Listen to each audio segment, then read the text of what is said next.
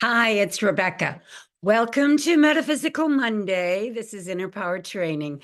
I'm going to talk to you today about a big lesson I learned many, many years ago about forgiveness. I made myself sick, and I'll tell you the story. I was living in New York with my then husband, Jeremy, who was an international model and he did TV commercials. And we were living in a loft in the West 20s. I think it was West 27th Street or something like that. We were right near the Fashion Institute of Technology. And we found out someone was coming in through the ceiling at night when we were away and robbing the place. It was really strange.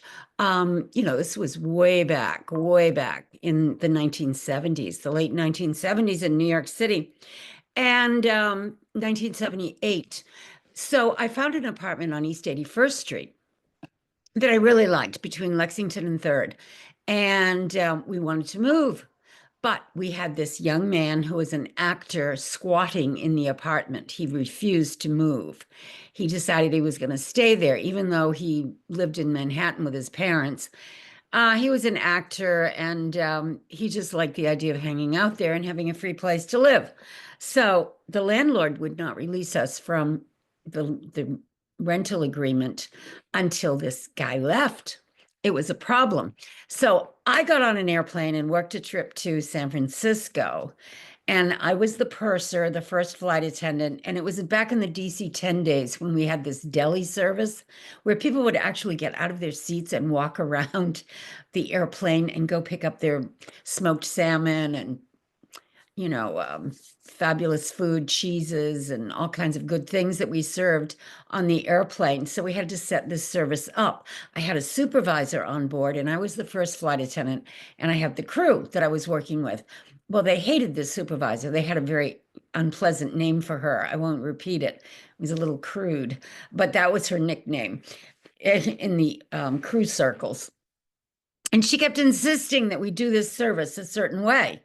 And my crew wanted to do it another way. So there was a technical difficulty going on, and I was caught in the middle because I was in charge of the service, being the purser. Well, it was very stressful trying to be diplomatic, negotiate a solution without getting everybody all worked up because they were very polarized over this issue of how to do the service. Well, we ended up doing it. It got finished. But by the time I landed in San Francisco, I wanted to just, chill. So I went over to Marin County, where my brother had just moved into an apartment on Belvedere Island, and he just moved in. So I went over there and they went out shopping and left me in the apartment. I laid down on the bed to take a nap. I woke up with the worst pain I have ever had in my entire life. I mean, it was just brutal. I was sweating all over, perspiring. I was having an appendicitis attack. It was on my right side. I knew it was my appendicitis, but I wasn't going to go get it cut out because that's not my way of operating. I don't like the idea of that. I'm not saying it's a bad thing to have your appendix taken out if you need to, but that's just me. So my brother and his wife came home. I told them they had no telephone in the apartment because they had just moved in. I told them to go across the street to the yacht club and use the phone, the pay phone. This was back before cell phones, to call this healer that I knew that I'd visited in San Francisco. He was a Christian Science practitioner.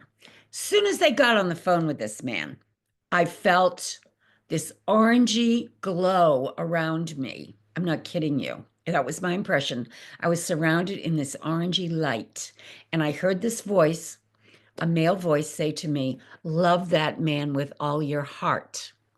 And I knew I had to let go of this frustration and anger and, you know, all the negative emotions I was holding for this person that was squatting in the loft and messing up the movement that we had planned to go move along to the Upper East Side apartment.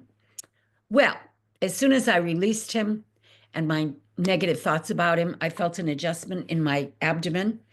I actually felt an adjustment, like a click. And I knew I was healed. I knew I was on the mend.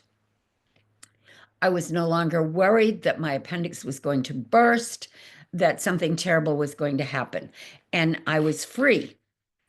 It was really that kind of a situation that I was in, because I did spend a couple of days lying around on their couch before I headed back to New York. Got back to New York, Kennedy Airport, and I had to go to the medical there to get released in order to go back to flying.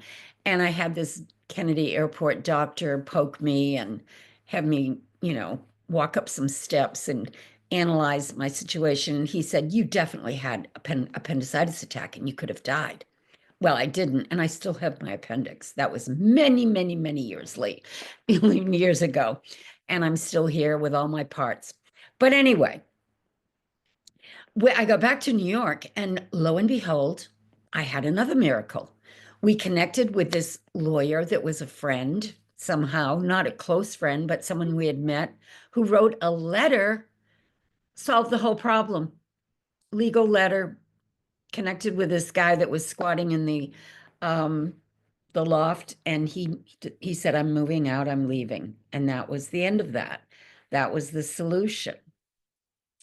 But moving ahead, I have learned that holding negative emotion for another human being can be very, very, very detrimental to your health, mentally and physically.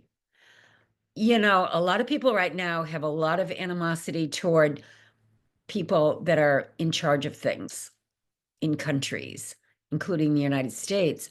And if you're really full of hatred, you are poisoning yourself. Years ago, they took the saliva from prisoners or people that were institutionalized that were very, very, very angry when they would go into fits, and they analyzed the saliva and it was full of poison. Literally. We are producing, we're like a chemical factory. And if you're full of negative emotion, it is affecting every cell in your body. That's where the mind-body connection kicks in. And those of us that are very metaphysical truly believe that your emotions and the way you present yourself to the world and the way you connect with your consciousness and your belief system are what are affecting every cell in your body. And if you want to free yourself from misery and pain and suffering and accidents and ill health, you need to do that inner work, because the inner world is controlling the outer world. So think about it. When you think about being really, really emotionally negative over somebody you don't even know. Many times that's the case. I've known people that have become very, I know one person who had a heart attack because they hated George W. Bush so much. I've known people who have another one I knew committed suicide, and I think it was because of Nixon years ago. I mean, people do crazy things because they become obsessed. Now, if you're really obsessed by someone and you can't break the spell, because that's all you're doing, you're living under a spell, it's not real. You are in the driver's seat. When you understand through all the metaphysical teachings, like the Course in Miracles, Yogananda, Mary Baker Eddy, Neville Goddard, I don't care who you study, they're all saying the same thing. If you want to see perfection, you need to change your personal perception about what you're seeing, or you will never move ahead. If you're stuck in negative, you've got to free yourself. It is an inside job. That's why I wrote these books, The Secrets of Manifesting, The Secrets of Manifesting Mastery, The Secrets of a Metaphysical Flight Attendant. What I've learned is all this stuff is kept secret. I became a Silva Ultramind trainer and trained over 3,000 people on how to go within and, change their perception by getting into an altered state. Because when you're just walking around in the beta mindset, with your five senses activated like we do in the 3D world, you're not really able to transform yourself from the inside out the way you can when you meditate and go within and visualize what you want instead of what you don't want. So if you want more negativity in your life, just keep, going around and around in that negative state and you'll attract more of it. But if you want to free yourself, you need to shift your consciousness into a very positive vibration, frequency, attitude, perception, and everything around you will start to transform. You need to study, you need to work on yourself, you need to meditate. It's not hard, it's fun once you get the hang of it and once you get addicted to being positive instead of being negative.